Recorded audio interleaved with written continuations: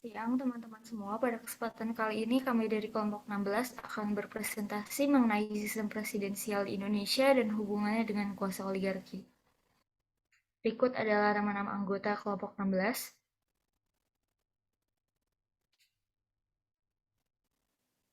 Untuk latar belakang akan dibacakan oleh teman saya yaitu Pana. Yang pertama kita akan membahas tentang sistem pemerintahan yang diamanatkan oleh Undang-Undang Dasar 1945.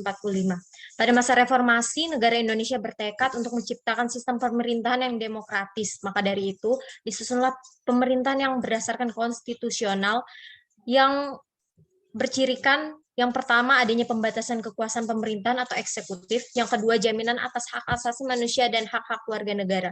Sekarang ini sistem pemerintahan di Indonesia masih dalam masa transisi sebelum diberlakukannya sistem pemerintahan baru berdasarkan UUD 1945 hasil amandemen keempat tahun 2002. Sistem pemerintahan Indonesia masih berdasarkan pada UUD 1945 dengan beberapa perubahan seiring dengan adanya transisi menuju sistem pemerintahan yang baru. Lalu untuk pokok-pokok sistem pemerintahan Indonesia, yang pertama negara Indonesia berbentuk kesatuan dengan setiap wilayahnya terbagi dalam setiap provinsi-provinsi. Yang kedua, pemerintah Indonesia berbentuk republik dan sistem pemerintahan Indonesia adalah sistem presidensial. Yang ketiga, presiden juga sebagai kepala negara sekaligus sebagai kepala pemerintahan yang dipilih langsung oleh rakyat. Yang keempat, para menteri diangkat dan bertanggung jawab langsung kepada presiden. Yang kelima, parlemen terdiri atas dua bagian yaitu DPR dan DPD. Kekuasaan legislatif dan kekuasaan mengawasi jalannya pemerintahan ada di tangan DPR dan merupakan anggota MPR. Yang keenam, yang menjalankan kekuasaan yudikatif adalah Mahkamah Agung dan Badan Peradilan di bawahnya. Selanjutnya akan dilanjutkan oleh Saudara Kartika.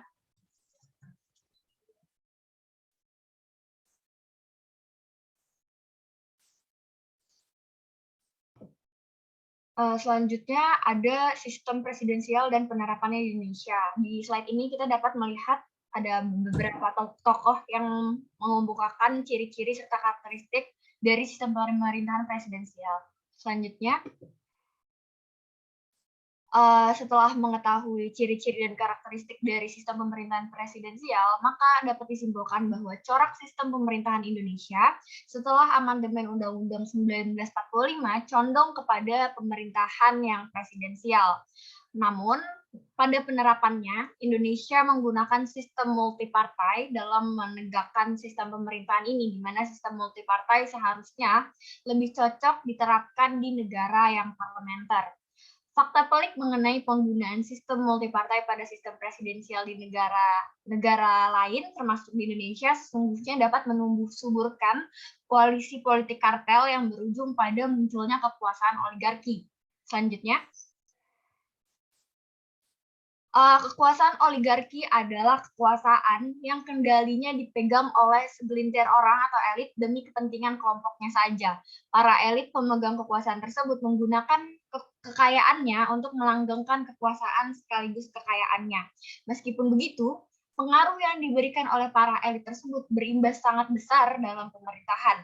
Kekuasaan oligarki terbentuk disebabkan oleh munculnya kesepakatan politik antar para elit partai serta para konglomerat atau pemodal untuk memberikan sokongan satu sama lain, entah dalam bentuk sokongan ekonomi ataupun sokongan politis.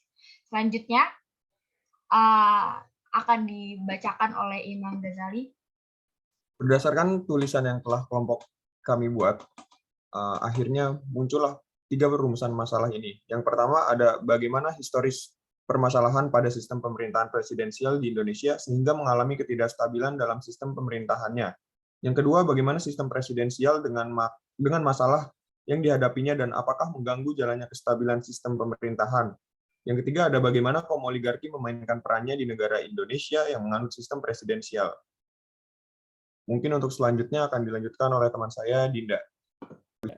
Untuk pembahasan pertama mengenai historis Indonesia menganut sistem presidensial. Pada masa awal kemerdekaan, Indonesia pertama kali menganut sistem presidensial. Namun dalam masa perjalanannya, sistem presidensial tidak dapat berjalan secara konsisten.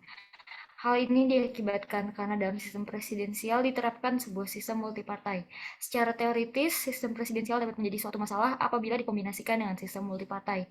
Karena pada masa awal kemerdekaan Indonesia dinilai kurang efektif untuk menggunakan sistem presidensial, maka diberlakukanlah sistem parlementer yang pertama kali diterapkan pada tahun 1950. Namun tidak dapat bertahan lama karena adanya pertentangan antara partai di parlemen dan tidak ada partai yang dominan. Sistem parlemen di Indonesia berakhir saat Presiden Soekarno mengeluarkan dekret presiden yang berisi pembubaran konstituante dan kembalinya pemberlakuan Undang-Undang Dasar 1945. Pembahasan selanjutnya akan dibahas oleh Rashid. Kita akan menjelaskan kenapa kuasa oligarki bisa masuk kepada sistem presidensial yang digunakan di Indonesia. Yang pertama, sistem presidensial yang digunakan di Indonesia ini akan memunculkan resiko munculnya legitimasi ganda, dan yang kedua, ketika sistem presidensial ini mengharmoniskan antara hubungan eksekutif dan legislatif, akan cenderung memunculkan kuasa majoritarianisme dan otoritarianisme. Dan yang ketiga adalah sistem presidensial ini membuka peluang kekakuan masa jabatan presiden, di mana presiden tidak bisa dijatuhkan secara politik, tapi harus melalui kuasa peradilan, melalui Mahkamah Konstitusi dalam hal Indonesia, yakni impeachment atau pemakzulan. Dan yang keempat adalah akan munculnya konsep multipartai yang cenderung akan menjurus kepada kongsi politik kartel, di mana di situ pun akan membuka celah kepada kuasa oligarki agar masuk kepada bargaining power, bagaimana cara saling memperdagangkan kuasa politik yang dimiliki oleh presiden.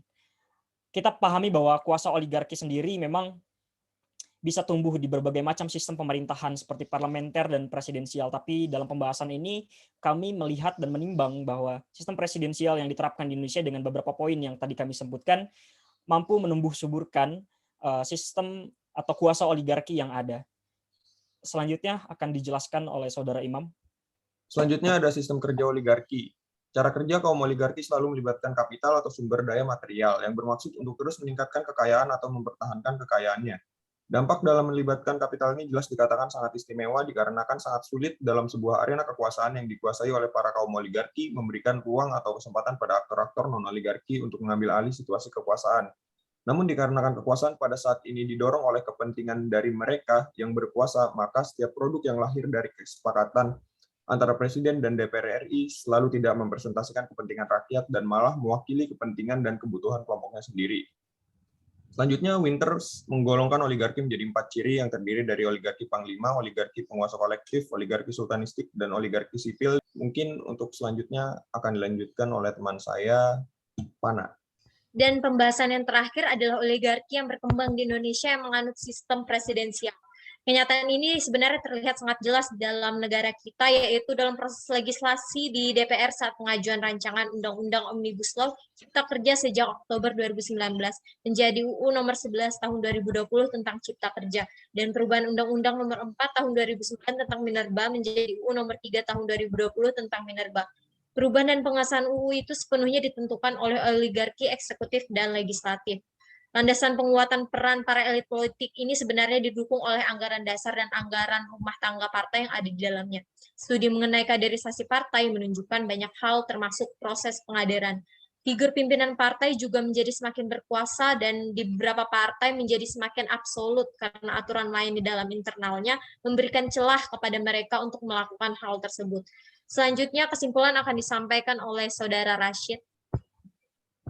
Ya, adapun kesimpulan yang kami dapatkan dari pembahasan ini adalah meskipun di setiap negara yang menganut sistem pemerintahan apapun, parlementer dan presidensial, tapi kami sekali lagi menimbang bahwa sistem presidensial yang digunakan di Indonesia dalam hal beberapa kekurangan yang tadi kami sebutkan akan munculnya legitimasi ganda, lalu ada harmonisasi yang menimbulkan majoritarianisme dan otoritarianisme, lalu kekakuan masa jabatan presiden dan munculnya konsep multipartai yang menjurus kepada kongsi politik kartel, itu akan semakin membuka lebar celah di mana kuasa oligarki dapat masuk kepada sistem pemerintahan yang dianut Indonesia, dan hal tersebut akan semakin mengurangi bentuk demokrasi yang ada di negara kita.